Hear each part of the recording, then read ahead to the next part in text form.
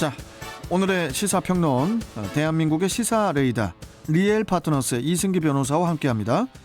자, 이승기 변호사님 안녕하세요. 예, 안녕하세요. 예. 자, 첫 번째 이슈부터 소개해 주시죠. 예, 첫 번째 이슈는 오미크론 대유행 거리두기 2주 연장입니다. 예. 자, 오미크론 변이의 영향으로 확진자가 급증을 하면서 코로나19 환자가 지난 주말에 하루 확진자가 3만 명대를 넘어섰는데 뭐 예상은 했지만은 3만 명이라는 숫자가 주는 위협감은 상당합니다. 예, 그렇습니다. 그 지난 주말을 기점으로 국내에 코로나19 발생 2년 18일 만에 누적 100만 명도 넘어섰습니다. 예. 그 오미크론 자체가 이 전파력이 높은 데다 설 연휴 기간 동안 인구 이동과 이제 사람 간의 접촉이 많아지면서 이 확진자 급증은 사실 예정된 수순이었습니다. 특히 이제 수도권과 이제 비수도권을 가리지 않고 이제 확진자가 증가하고 있고, 또 여기에 지난 6일 0시를 기준으로 한 이제 검사 양성률이 20.8%를 기록했는데요. 네. 이는 5명이 검사하면 1명 이상이 확진 판정을 받는 이제 상당히 높은 수준입니다. 그렇기에 앞으로도 이제는 상당 기간 이런 급증세가 유지되지 않을까 하는 게 이제는 대체적인 예상입니다. 예. 아니 그런데 이제 이렇게 확진자가 폭증을 하게 되면은 사실상 그 개인 간 접촉자에 대한 역학조사, 이 역학조사도 불가능해지는 건 아닌가요? 예, 그렇습니다. 그 각 지자체마다 이제 대응은 다르겠지만요. 이 요양원이나 뭐 영유아 시설 같이 반드시 필요한 이 관리 시설 위주로 이제 역학조사를 진행하고요. 그 외에 이제 나머지에 대해서는 나머지 뭐 생활치료센터 등 이제 나머지 인력은 이제 재택 치료를 지원하는 이제 이런 방식으로 이제 전환하는 게 이제 일반화되고 있습니다. 그렇군요. 근데 뭐 환자 수는 급증을 하고 있지만은 위중증 환자 대응 의료 체계는 뭐 아직 여유가 있는 편이라고 해요. 예, 오미크론은 이 기존 델타 변이보다 이 전파력은 2배 이상 높지만 중증화율은 이제 현저히 낮다 보니 이 치명률은 오히려 떨어지는 추세입니다. 네. 그렇다 보니까 전국의 중환자 병상 가동률이 16.9%로 안정세이고, 또 입원 가능한 병상도 아직 한 2,000개 정도 남아 있는 그런 상황입니다. 네. 다만 확진자 급증으로 이제 재택 치료자 관리는 거의 한계치에 다다랐다는 평가인데요. 지난 6일 0시 기준으로 이 재택 치료를 받는 환자 수가 12만 한 8천 명 정도인데, 네. 당초 정부가 밝힌 이 재택 치료자, 그러니까 정부가 관리할 수 있는 재택 치료자가 16만 3천 명이니까 현재 여기에도 한 80% 정도에 이제는 달했다라고 그렇네요. 보면 됩니다. 네. 그런데 이렇게 하루 2만 명, 3만 명, 심지어는 이제 4만 명 얘기도 나오고 있는데요. 이런 식으로 이제 확진자가 증가하면 아마 이번 주 안에 이제 포화 상태에 이를 걸로 그렇게 보입니다. 아하, 이번 주에 포화 상태가 되면은 그러면 이제 그 이후에는 어떻게 합니까? 예, 이미 일부 지자체에서 이제 선제적으로 하고 있는데요. 먼저 재택치료 참여 병원을 이제 추가로 늘리고, 또 병원당 재택치료자 이제 관리 인원도 추가 배치하는 식으로 해서 대응해야 할 걸로 보입니다. 이제 코로나가 시작된 지 2년이 넘은 지금 이제 의료 종사자들의 이제 피로도가 상당한 상황인데요. 과연 지금의 확진세가 계속 이어질 경우 우리 의료 체계가 어느 수준까지 감당할 수 있을지 이제 시험대에 올랐다고 보입니다. 한마디로 이제는 의료 대란 내지 이제 병상 대란이 일어날 수도 있는 거죠. 네, 의료 종사자분들이 지금 너무 고생이 많으신데, 그리고 그 정부가 그 현재의 거리두기를 2주 더 연장하기로 밝혔죠. 예, 김부겸 국무총리가 지난 4일 이제 중대본 회의 모두 발언에서 밝힌 내용인데요. 사적 모임은 최대 6명까지, 그리고 식당과 카페의 영업시간은 오후 9시까지로 제한하는 현재의 사회적 거리두기를 오는 20일까지 2주 더 연장한다라고 이제 밝혔습니다. 다만 방역 상황이 어느 정도 관리할 수 있다는 판단이 선다면 2주 내라도 이제 방역 조치 조정, 그리고 좀 완화하는 쪽으로 해서 좀 바꾸는 걸로 이제 검토하겠다라는 입장도 함께 밝혔습니다. 그리고 오늘부터는 또 먹는 치료제 처방 대상을 현재 그 60살 이상에서 50대까지를 이제 확대하기로 하는 한도 그때 발표를 했고요. 그렇군요.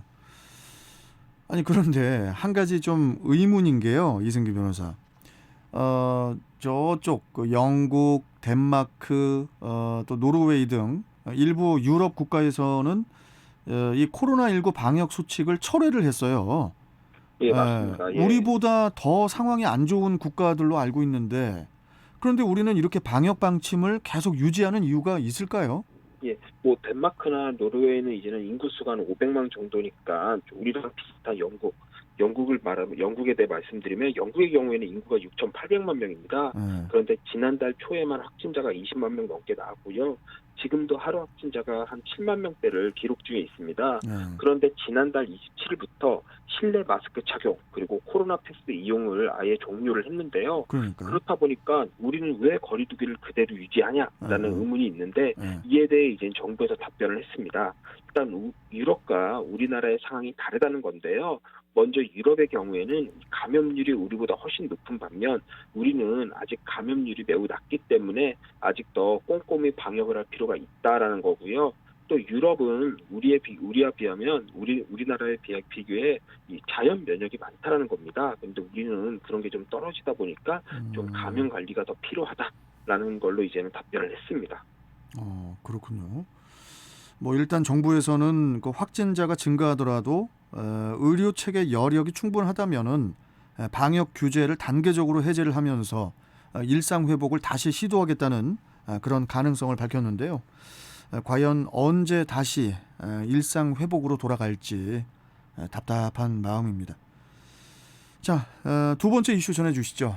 예, 다음 이슈는 조주빈 옥중 블로그 논란 법무부 현지검열 대상 지정입니다. 자, 텔레그램 대화방에 박사방을 만들어서 미성년자 성착취물을 유포해 징역 42년형을 선고받은 조주빈. 조주빈이 가족을 통해서 블로그를 운영한 사실이 뒤늦게 알려져서 지금 또 논란이 되고 있어요. 예, 먼저 이번 사실이 알려진 경위를 보면 이 네이버 블로그에 이 조주빈입니다라는 제목의 그 블로그가 있었습니다. 그런데 지난 7일 하나의 글이 올라왔는데 그 내용을 보면은 징역 42년 이게 납득이 되냐? 나에 대한 선고는 법이 여론을 향해 뱉은 패배 선언이다라고 해서 이 조주빈이 여론의 마녀 사냥으로 형량을 많이 받았다는 식의 글이 올라와 이제 한바탕 난리가 난 겁니다. 조주빈은 현재 감옥에 있으니까 과연 이 블로그에 이 글을 누가 올렸는지 이게 이제 문제가 된 건데 결국 누군지 밝혀졌죠. 예, 그렇습니다. 그 확인 결과 조 씨의 아버지가 그 아들의 편지를 받아 이를 그대로 블로그에 올린 거였습니다. 특히 이게 처음이 아니었던 게 이 블로그가 만들어진 게 이 조주빈에 대한 상고심이 진행 중이었던 지난해 8월부터였습니다. 예. 그런데 조 씨의 아버지는 이때부터 이 블로그에 이 상고 이유서와 또 자필 사과문 또 상고심 결과에 대한 소회 등의 이제 게시글을 올렸고요. 또 여기에 피해자의 피해 사실과 또 진술을 그대로 공개했습니다. 그리고 또 이 피해자 진술이 거짓이다. 나는 그 자신은 여론에 의해 억울하게 중형을 선고받았다라는 식의 주장을 했고요. 결국 피해자에 대한 2차 가해를 하는 거죠. 현재 이 블로그는 그 접근이 차단이 된 상태죠. 예, 일단 네이버에서 이 범죄를 미화하는 블로그라고 해서 자사 이용 약관 위반으로 일단 접근 조치를 취했습니다. 예. 그리고 법무부에서도 조치를 취했는데요. 원래는 이 교정시설에 있는 수용자가 편지를 보내고 받는 건 이 검열을 하지 않는 게 원칙입니다. 예. 이 표현의 자유와 이 프라이버시 보호를 위해서인데요. 그렇게 조주빈의 편지도 지금껏 이제 검열 없이 이제 집으로 배송이 됐던 겁니다.